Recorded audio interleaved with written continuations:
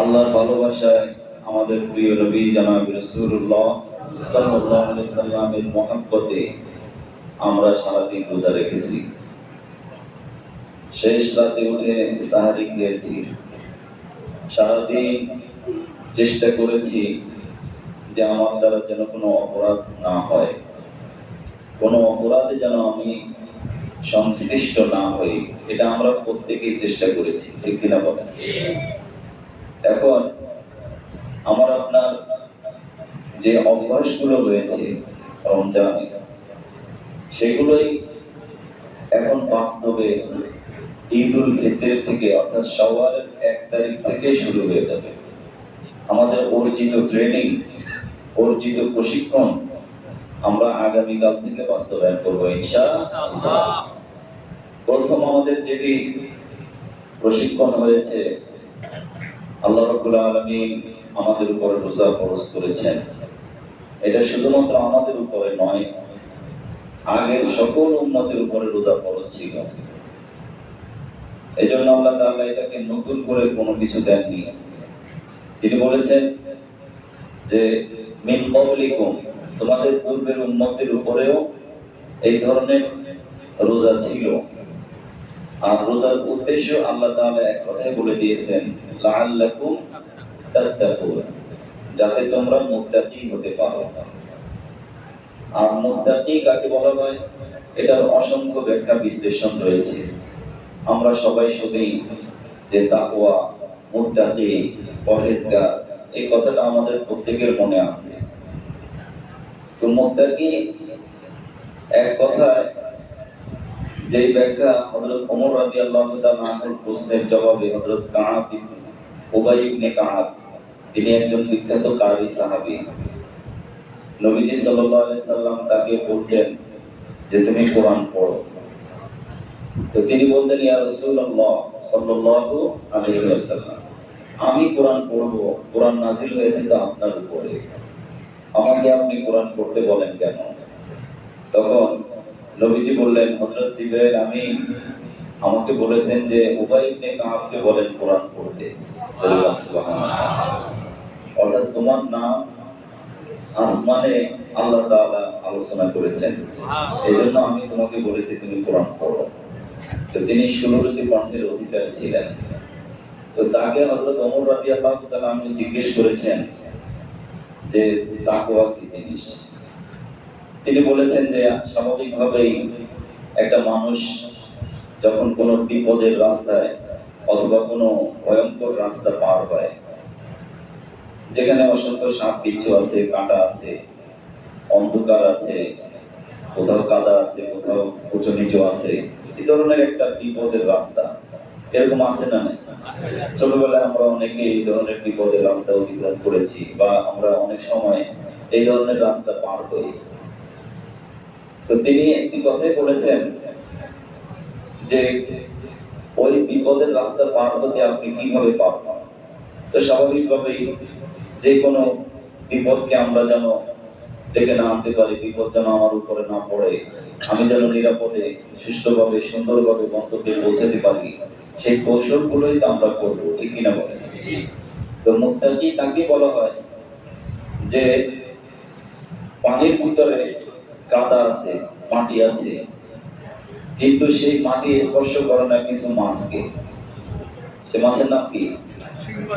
বাইন মাছ, শিং মাছ।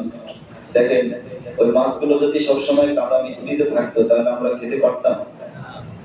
সে থাকে মাটির ভিতরে, কিন্তু মাটি তাকে স্পর্শ করে না। যখন আমরা মাছ ধরি তখন সে পরিষ্কার পরিচ্ছন্ন হয়ে আমাদের হাতে ধরা দেয়। তো ঠিক একজন মুত্তাকি রমজানে প্রত্যেকটা দিন এই তাকওয়ার গুণ অর্জন করেছে। তাকওয়ার প্রশিক্ষণ আমাদের প্রত্যেকটা মুহূর্তে রয়েছে। কারণ আমরা চিন্তা করেছি যদি কোনো কিছু খাই রোজা ভেঙে যাবে, কোনো কিছু পান করলে কি রোজা ভেঙে যাবে, রোজা হবে? কোনো কিছু পানাহার করলে অথবা রোজা ভঙ্গের যে সমস্ত কাজগুলো রয়েছে, এই কাজগুলো করলে যে রোজা ভেঙে যাবে, এটা আমরা প্রত্যেকেই খুব সচেতন ছিলাম। কিন্তু শয়তানকে যদিও বন্দী করে রাখা হয়েছে, কিন্তু আগের যে কার্যক্রম সেগুলোর তো কিছু চলমান এখনো আছে, আছে না? একটা গাড়ি যদি 80 থেকে 100 স্পিডে চলে, আর সেই গাড়িকে আপনি হঠাৎ করে তো ব্রেক করতে পারবেন না, পারবেন না। ওটা ব্রেক করতে হলে আস্তে আস্তে আস্তে আস্তে সে ব্রেকে আসবে। তো আমাদের গুনাহের মাত্রা এই পর্যায়ে ছিল যে আমরা 80, 90, 100 কিলোমিটার বেগে চলছিলাম। তো সেখান থেকে আস্তে আস্তে রমজান আসছে, আমাকে সতর্ক করা হয়েছে। মসজিদের মাইকে প্রত্যেক দিন মুয়াজ্জিন সাহেবরা কত সুন্দর করে ডাকে, সেহরি খাওয়ার সময় হয়েছে, সেহরি খেয়ে নিন, রোজা রাখুন। আল্লাহর বান্দা বান্দিরা কত চমৎকার করে বলে। এই কথাগুলো আমার আপনার প্রত্যেকের কানে পৌঁছে যায়, ঠিক কিনা বলে? যে রোজা রাখে না সেও শোনে, যে রোজা রাখে সে তো শোনে। এই যে একটা পরিবর্তনের চতুর্দিকে পরিবেশ, এই পরিবেশ অনেককে পরিবর্তন করে দিয়েছে, আলহামদুলিল্লাহ বলি।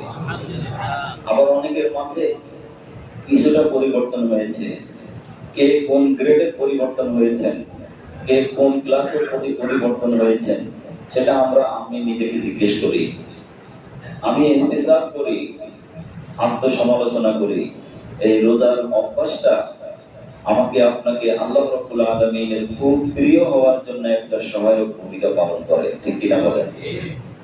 আল্লাহ রাব্বুল আলামিন পবিত্র কোরআনুল কারীমে বলেন, সিবগাতাল্লাহ ওয়া মান আহসানু মিনাল্লাহি সিবগা।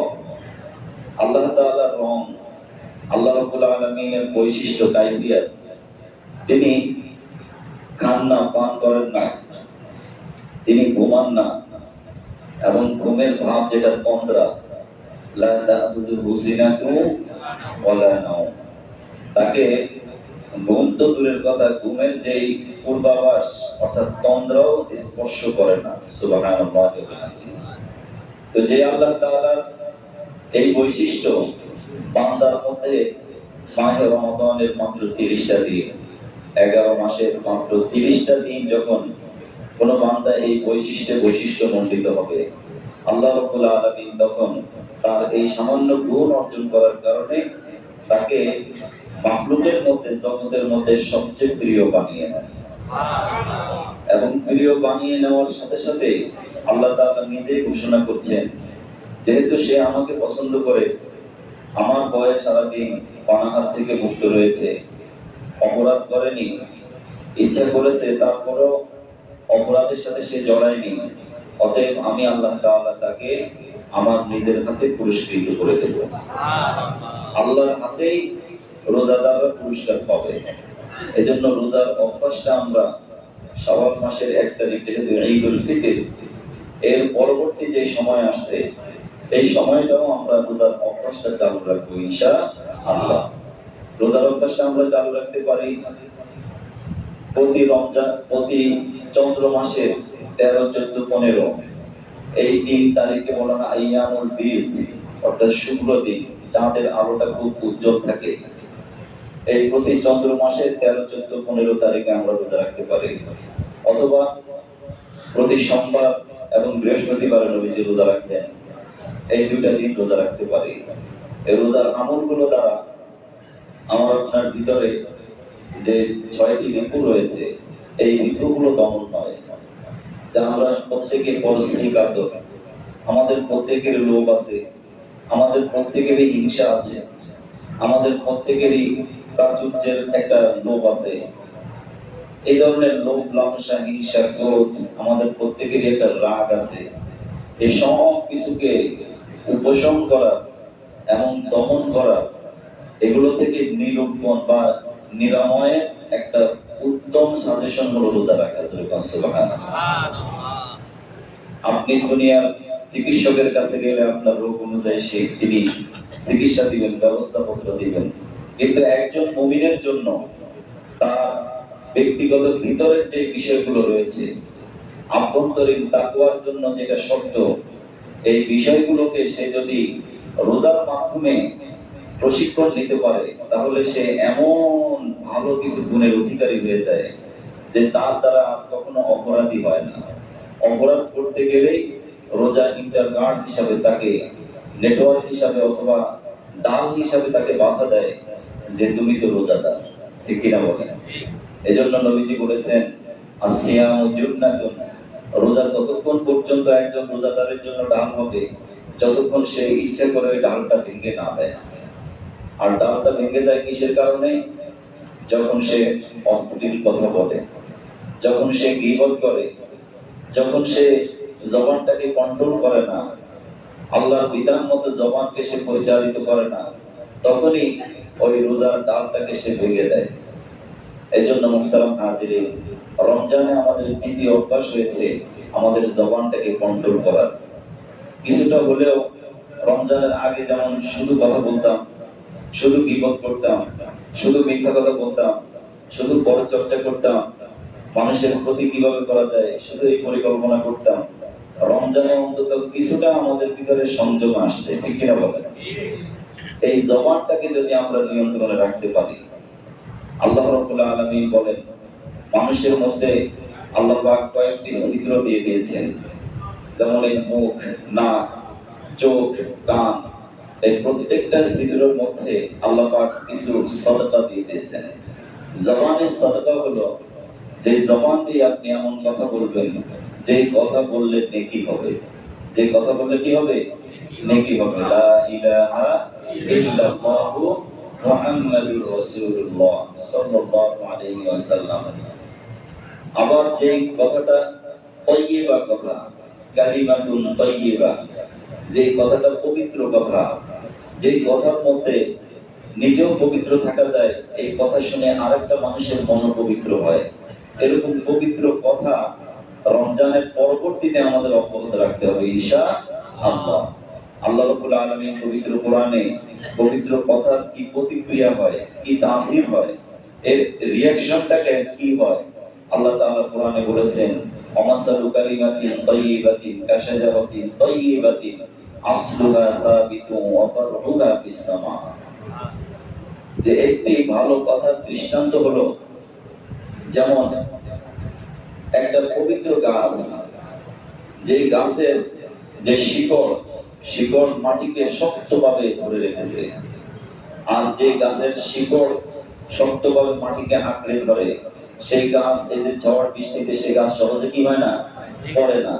তো একটা সুন্দর, একটা সত্য কথা, একটা ন্যায়সঙ্গত কথা, একটা বাস্তব কথার প্রতিক্রিয়া এমন যে সেই কথার অ্যাকশনটা মাটিতে শক্তভাবে গেঁথে থাকে এবং তার ক্রিয়া প্রতিক্রিয়ার সওয়াব এত বেশি হতে থাকে, ওই কথার শাখা প্রশাখা একটা গাছের যেমন ডাল পালাগুলো আকাশ পর্যন্ত বিস্তৃত হয়ে যায়, একটা ভালো কথার প্রভাব এরকম আকাশ পর্যন্ত বিস্তৃত করে দেন আল্লাহ তাআলা। অপরদিকে একটি মন্দ কথা, মন্দ কথার ব্যাপারে আল্লাহ তাআলা দৃষ্টান্ত দিয়েছেন আমাসালু কালিমাতিন খাবিসাতিন কাশাজারাতিন খাবিসাতিন, যে একটি অপবিত্র গাছ অথবা একটা যে মানুষের উপকার হয় না এমন একটা গাছ, সেই গাছের যে মারাত্মক একটা দুর্গন্ধ আসে, এটার অ্যাকশন রিঅ্যাকশনে এলাকার মানুষ অতিষ্ঠ হয়ে যায়, ঠিক একটা ভালো খারাপ কথা বলা বলে এরকম খারাপ হয়ে যায়, ঠিক কিনা বলেন? এই জন্য মুহতারাম হাজিরিন, প্রথম হলো রমজানের পরবর্তীতে আমরা অন্তত শাওয়াল মাসের 6টি রোজা রাখবো। প্রত্যেক মাসে চেষ্টা করব 3টা রোজা রাখার, তাও যদি না পারি অন্তত সপ্তাহে 2টা রোজা রাখার, তাও যদি না পারি অন্তত প্রতি সোমবারে একটা হলেও রোজা রাখবো ইনশাআল্লাহ। এরপরে আমাদের জবানকে আমরা একটু নিয়ন্ত্রণে রাখবো। 3 নম্বর, রমজান আমাদেরকে প্রশিক্ষণ দিয়েছে যে রাত্রে জাগরণে, বিশেষ করে সাহারির সময় আমরা প্রত্যেকেই সাহারি খেয়েছি, অল্প সময় হলেও কেউ হয়তো শেষ সময় খেয়েছেন, কেউ একটু আগে আগে খেয়েছি। এই যে শেষ রাতে জাগরণ করা, এটা একটা মুমিনের সম্মান বৃদ্ধির অন্যতম একটা কারণ। নবীজি সাল্লাল্লাহু আলাইহি সাল্লাম থেকে শুরু করে পৃথিবীতে যত নবী আম্বিয়া কিরাম আলাইহিস সালাম এসেছেন, প্রত্যেকটা নবী রাসূল রাত জেগেছেন এবং সাহাবায়ে কেরামদের মধ্যে রাত জাগরণ ছিল, বিশেষ করে শেষ রাতে। এই সময় আল্লাহ তাআলা বান্দাকে তার একেবারে খুবই ভালোবাসার ডাকে বান্দাকে ডাকতে থাকেন। তিনি বান্দাকে ডাকতে থাকেন। এই সময় পৃথিবীর সমস্ত অফিস আদালত বন্ধ, মানুষ ঘুমে বিভোর, একেবারে ঘুমাচ্ছন্ন মানুষ। এই সময় কোনো বান্দা যদি তুমি আমার কাছে চাও যে তুমি রোগাক্রান্ত, আমার কাছে মুক্তি চাও, আমি তোমার রোগ ভালো করে দেব। আমার কাছে কেউ ঋণগ্রস্ত, ঋণ পরিশোধ করতে পারছো না, আমার কাছে চাও, আমি তোমার ঋণ পরিশোধের ব্যবস্থা করে দেব। ঠিক এরকম আল্লাহ রাব্বুল আলামিন এই সময় মানুষকে ডাকতে থাকে। দেখবেন রোজা চলে যাওয়ার পরে হঠাৎ করে শেষ রাত্রে ঘুম ভেঙে যাবে, এটা স্বাভাবিক, যেহেতু একটা অভ্যাস আমাদের হয়ে গেছে। তো ঘুম ভাঙলে, যদি গভীর রাতে ঘুম ভাঙলে মনে করবেন আল্লাহ তাআলা আপনাকে আমাকে পছন্দ করে, জোরে বলেন সুবহানাল্লাহ। সঙ্গে সঙ্গে ঘুম ভাঙা মাত্রই বিছানা ছেড়ে দিবেন, আর অজুখানায় গিয়ে অজু করে আল্লাহ ভালোবাসায় নবীজির মহব্বতে 2 রাকাত 4 রাকাত সালাতুত তাহাজ্জুদ নামাজ আদায় করব ইনশাআল্লাহ। এক একটা নামাজের মধ্যে রমজানে যেমন সাহরির সময় আমরা আল্লাহ রাব্বুল আলামিনকে ডাকার সুযোগ পেয়েছি, ঠিক রমজান পরবর্তী সময় আমাদের ঘুম ভেঙে যাবে যেন ফজরের আগে অন্তত আধা ঘন্টা আগে ঘুম থেকে আমরা জেগে যাব। 2 রাকাত 4 রাকাত করে সালাতুত তাহাজ্জুদ নামাজ পড়ব, নিজের জন্য, পরিবারের জন্য, সমাজের জন্য। যার যে সমস্যা রয়েছে প্রত্যেক সমস্যার সমাধান করবে একমাত্র কার কাছে? আল্লাহ তাআলার কাছেই শুধু আমরা বলবো। ওই সময় আল্লাহ তাআলার অফিস একেবারে খুব ব্যস্ত হয়ে যায়। সকল সাহাবা, সকল ফেরেশতারা ওই সময় খুবই কর্মব্যস্ত হয়ে যান। কোন বান্দারা কি বলছে সঙ্গে সঙ্গে আল্লাহর কাছে রিপোর্ট করতে থাকেন। ওই সময়টা আমরা আল্লাহর দিকে মুতওয়াজ্জহ করব। এই গেল 3 নম্বর। 4 নম্বর, রমজান আমাদেরকে শিক্ষা দিয়েছে, যেহেতু কোরআন নাযিল হয়েছে পবিত্র রমজান মাসে, ঠিক কি না বলেন? এজন্য কোরআনের সাথে আমাদের সাথে গভীর সম্পর্ক রাখতে হবে, কোরআনকে ভালোবাসতে হবে। যেই কোরআন কিয়ামতের দিন আমার আপনার পক্ষে অথবা বিপক্ষে কথা বলবে, যেই রোজা আমাদের পক্ষে অথবা বিপক্ষে আল্লাহর কাছে সুপারিশ করবে অথবা আমাদের বিরুদ্ধে অভিযোগ করবে, সেই কোরআনের সাথে আমাদের সুসম্পর্ক গড়ে তুলতে হবে। ঠিক আছে ইনশাআল্লাহ? কোরআনের সাথে একটা নিবিড় সম্পর্ক রাখতে হবে, একটা গভীর সম্পর্ক। যখন আমি আপনি যেখানেই থাকি অন্তত কোরআনের যে আয়াতগুলো আমার আপনার জানা আছে আয়াতগুলো পড়বো। কোরআনকে এখনো অনেকে আমরা শুদ্ধ করে পড়তে পারি না। আমরা মুসলমান, আমরা দাবি করি আমরা ঈমানদার, কিন্তু অনেকে আমরা কোরআন পড়তে পারি না। আমরা যারা পড়তে পারি তাও আমরা অনেকেই শুদ্ধ করে পড়তে পারি না। আবার যারা শুদ্ধ করে পড়তে পারি তারাও কোরআনের হক আদায় করি না। এই কোরআন আল্লাহ তাআলা নাযিল করে বলেছেন তিবিয়ানুল লিকুল্লি শাই। এই কোরআন মানুষের সকল সমস্যার সমাধান দেয়। এবং আল্লাহ তাআলা কোরআন রাসূলের উপর নাযিল করে তিনি বলেছেন যে হুদাল লিন-নাস লিতুবাইয়িনা লিন-নাস। এই কোরআন মানুষকে পথ প্রদর্শন করে, আর এই কোরআন দিয়ে যেন মানুষকে আপনি ভালো কথা শোনাতে থাকেন। এই কোরআনের আওয়াজ প্রত্যেকটা ঘরে ঘরে, প্রত্যেকটা বাড়িতে বাড়িতে, দেশের প্রত্যেকটা অঞ্চলে অঞ্চলে পৌঁছায় দেওয়ার আল্লাহ তাআলা নির্দেশ দিয়েছেন। জোরে বলেন সুবহানাল্লাহ। এজন্য কোরআনের প্রথম হক হলো কোরআনকে আমি মহব্বত করা, ভালোবাসা। দ্বিতীয়ত, কোরআন শুদ্ধভাবে পড়ার জন্য উদ্যোগ গ্রহণ করা। আমাদের মসজিদে বয়স্কদের কোরআন শিক্ষা চালু আছে, বলি আলহামদুলিল্লাহ।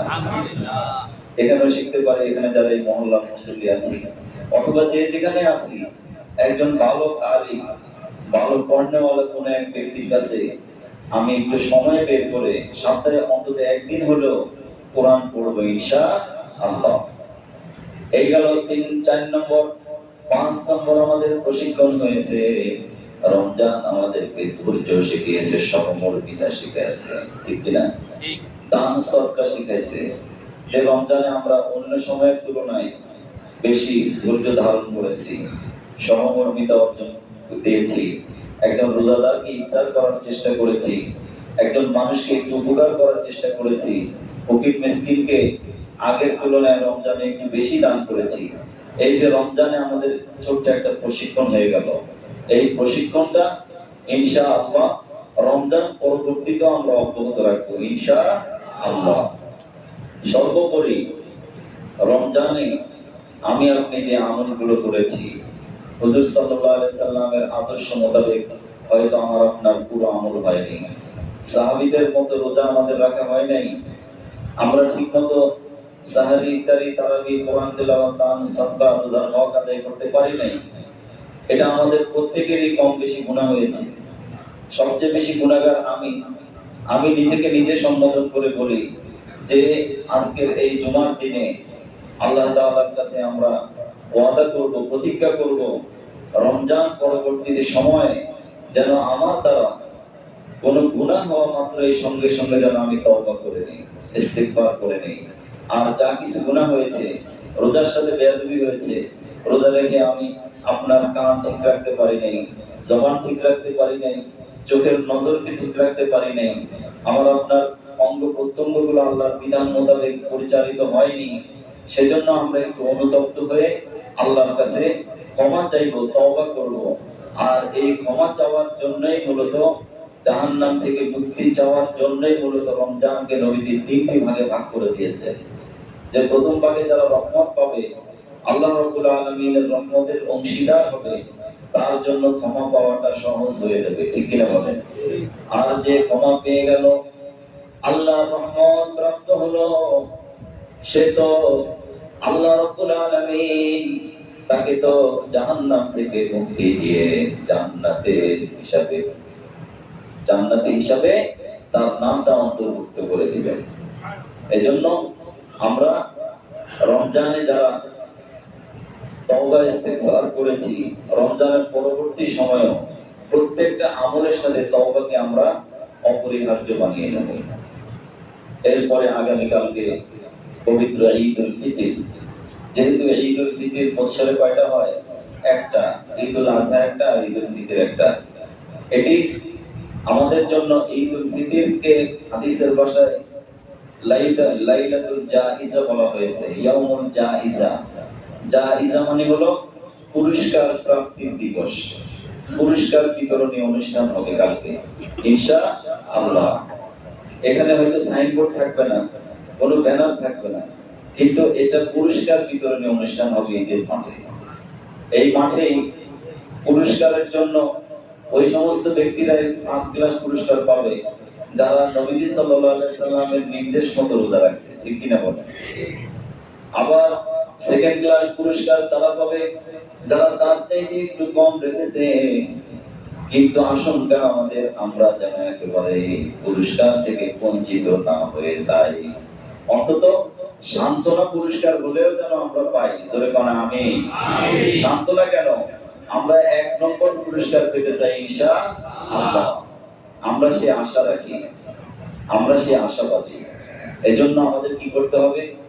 আগামী কালকে যেহেতু ঈদুল ফিতর, এই আজকের দিবাগত যে রাতটি, দিন যাবে, যে রাত আসবে, সেই রাত উৎসব করে, আনন্দ করে, গান বাদ্য করে, অশ্লীল ভিডিও দেখে অথবা নাচ গান করে কি আমরা কাটাবো? সন্তানদেরকে কাটাতে দেব? আপনার বাচ্চারা বলবে যে ঘরের ভিতরে গান চলবে, ঘরের মধ্যে ভিডিও চলবে, ঘরের মধ্যে মেহেদি উৎসব চলবে, ঘরের মধ্যে তার নানা ধরনের অনিসলামিক কার্যক্রম চলবে। তো আমি আপনি অভিভাবক হিসাবে সেটা করতে দিব নাকি?